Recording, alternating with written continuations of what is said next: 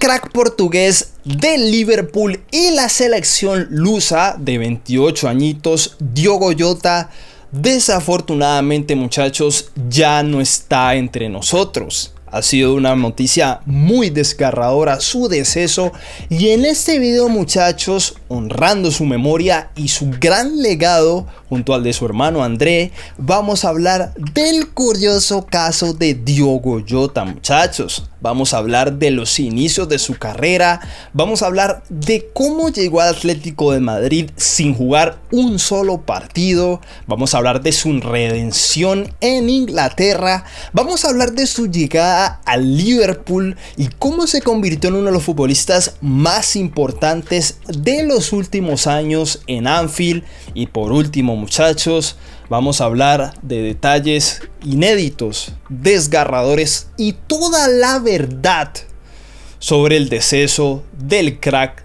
Diogo Jota. Así que, muchachos, vamos con eso. Diogo Jota, muchachos, empezó su carrera en una pequeña academia de un club portugués, en este caso el Gondomar, un equipo pequeño de la ciudad de Oporto. De ahí pasa al Paços Ferreira, que no sé yo si ustedes sabían, pero también es un equipo de Porto. En fin, Diogo llegó a este equipo en 2013 con 17 años, y aquí es donde la taza portuguesa conocería los cimientos de este crack en construcción. Era suplente al inicio, pero sus números fueron progresivamente mejorando. En su primera temporada promedió 2 goles y 2 asistencias en 10 partidos. No era titular, pero en su segunda temporada, ahora sí siendo parte del once inicial, haría 12 goles en 31 partidos, siendo el máximo goleador del equipo en ese momento. Y aquí llamaría la atención de varios clubes de mayor nivel.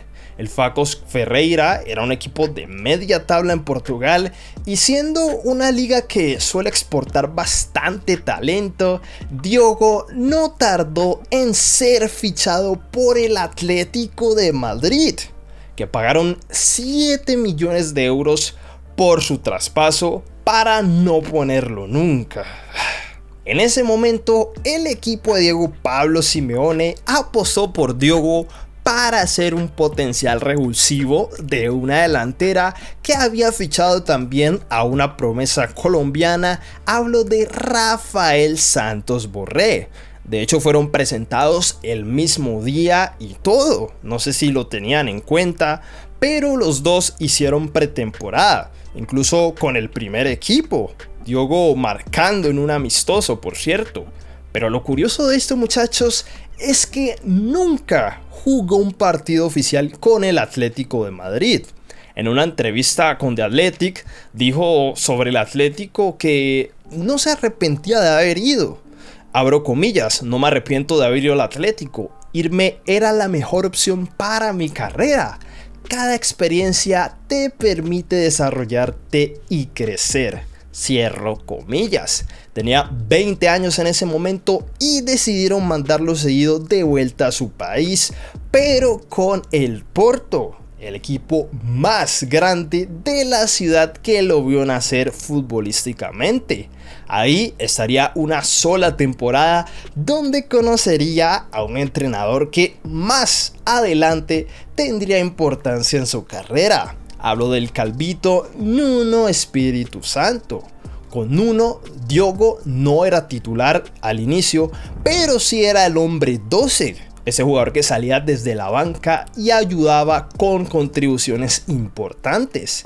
En solo esa temporada jugó 38 partidos, promediando 9 goles y 5 asistencias. Como estaba cedido y el Porto no hizo ninguna oferta de compra o algo por el estilo, el Atlético nuevamente lo mandaría cedido, pero ahora sí lo mandaba a Inglaterra, al Wolverhampton Wanderers. Esta transferencia, muchachos, sería el punto más clave en la carrera de Diogo Jota.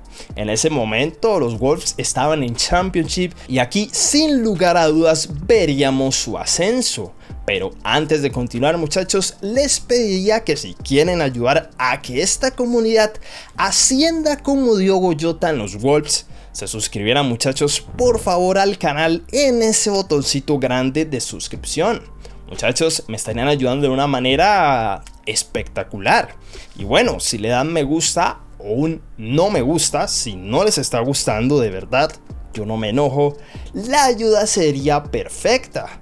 Por último, muchachos, síganme en la página de Facebook del canal que aparece como AlexEMP Canal de Fútbol.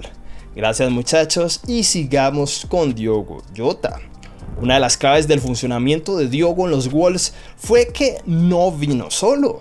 ¿Se acuerdan del calvito que lo dirigió en Porto? Pues bien, muchachos, Nuno ahora era el entrenador de los Wolves y Diogo fue clave en su equipo, anotando 17 goles, el promedio más alto que había tenido en 44 partidos. Era clave en este equipo donde no solo hacía goles corriendo desde la izquierda y encarando hacia el medio, sino que era ofensivamente una de las armas más peligrosas del fútbol inglés en Championship. Es más, estuvo incluido en el 11 ideal del certamen, en un equipo de los Wolves que ascendieron a Premier League sin ningún problema. O sea, imaginen el nivel que llegó a tener, tanto así que lo mantuvo en su segunda temporada, ahora sí en Premier, donde los Wolves decidieron pagarle 14 millones al Atlético para quedarse con Jota definitivamente. Ahora siendo jugador 100% de los Wolves, un equipo que por ese entonces estaba obsesionado con fichar solo portugueses, como Rubén Neves, João Moutinho, Rui Patricio, el mismo Diogo Jota, etc. Estos Wolves terminarían séptimos en 2 temporadas consecutivas. En una de esas incluso clasificaron a Europa League, una Europa League donde nuestro amigo Diogo Jota hizo 2 hat-trick. Imagínense, primero contra el Español y después contra el Besiktas, el goleador del equipo en Europa, hasta que cayeron eliminados contra el Sevilla. En simultáneo con esto, Liverpool ganaba la Premier League después de mucho tiempo y se preparaba para traer otra arma ofensiva, y sin lugar a dudas, desde el principio Jürgen Klopp propuso a Diogo Jota como un nuevo refuerzo, aunque sin desconocer que venía a darle profundidad a un equipo que tenía un tridente ofensivo que era temido en toda Europa, muchachos. En septiembre de 2020 es cuando finalmente Diogo Jota ficha por el Liverpool. Pagaron 45 millones de euros. Venía a darle profundidad al equipo, pero su rendimiento inicial fue tan bestial que se volvió prácticamente titular de inmediato. De hecho, el primer partido que juega es contra el Arsenal y les hizo gol. Por cierto, eso de debutar contra el Arsenal y hacerle gol, lo mismo hizo Sadio Mané. Pero en fin, datos que son curiosos. No conforme con eso, en Champions, en un partido que Liverpool ganó 5-0 en Bérgamo al Atalanta, ese día Diogo metió un hat-trick.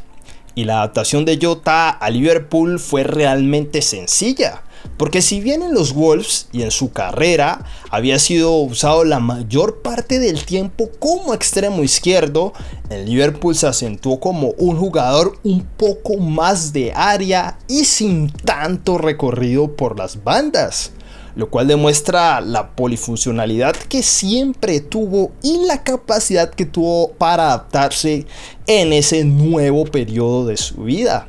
Su segunda temporada fue la más productiva que tuvo tal vez en su carrera como futbolista. Primero porque con el Liverpool a nivel colectivo le fue bastante bien. Ganaron todos los títulos domésticos menos la Premier por un solo punto de diferencia del Manchester City. Y fuera de los títulos colectivos, individualmente terminó con 21 goles en 55 partidos, haciéndole goles a equipos como el Arsenal, por supuesto, Manchester United o Tottenham. Aparte de eso, fue el segundo máximo goleador de toda la temporada en el Liverpool, solo por detrás de Mohamed Salah. Y sus últimas temporadas, aunque bastante frenadas por las recurrentes lesiones, Diogo fue capaz de mantener registros sólidos, incluso en esta última temporada de su carrera, donde tal y como tenía en su dorsal ese icónico 20 que ahora va a ser retirado en el poderoso Anfield Road, Liverpool consiguió ese mismo número de Premier y él siendo clave en ese equipo. ¿Cómo olvidar aquel partido en City Ground, muchachos? Donde Liverpool le estaba costando demasiado hacer un gol y se estaba complicando ante un Forest que estaba en ese momento peleando el liderato con los Reds. Llega Diogo Jota saliendo desde el banquillo y solo 25 segundos después de haber entrado, mete ese cabezazo que le dio tranquilidad a toda la afición. Que me hablan del último gol de su vida en ese icónico partido contra el Everton, donde Liverpool sería capaz de asegurar el título de una vez por todas. Sin lugar a dudas, un gol para la posteridad y que de no ser por Diogo Jota, tal vez a Liverpool hubiese costado un poco más llegar a ese partido contra el Tottenham en Anfield. Y no quiero dejar de lado, muchachos, sus contribuciones con la selección de su país. Fue titular, por ejemplo, en la Euro 2020 en todos los partidos, incluso marcando. Desafortunadamente no estuvo en Qatar 2022 por una lesión con el Liverpool, pero volvió luego a la última Euro en 2024 para también tener, aunque esporádicas, algunas participaciones.